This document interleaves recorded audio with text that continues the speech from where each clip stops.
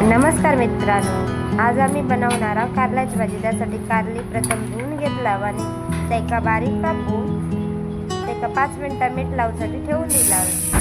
त्यानंतर एका तव्यात थोडासा तेल घालून त्यात कापलेली कारली टाकून लालसर होईपर्यंत भाजून घेतला। कारली भाजल्याने त्याच्यातला कडूपणा कमी होता आणि थोडीशी जाणव येते।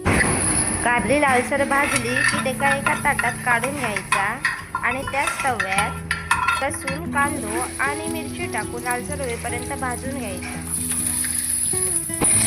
कांदो चांगलो भाजलो की त्यात आपण हळद आणि हिंग टाकायचा आणि ती चांगली भाजून घेऊन त्याच्यात आपण भाजलेली कारली टाकायची आणि चवीनुसार मीठ टाकून चांगला मिक्स करून 10 मिनिटं ढाकण लावून ठेवून द्यायचा। 10 मिनिटं झाल्यावर ढाकण काढून कारली शिजली की नाही या बघून घ्यायचा। कारली शिजली त्यात आपण खोबरा टाकायचा आणि चांगला फ्राय करायचा। तुम्ही पण करून बघा, तुमका पण आवडतं आणि आवडल्यास माझ्या चॅनलला सबस्क्राईब करा। धन्यवाद।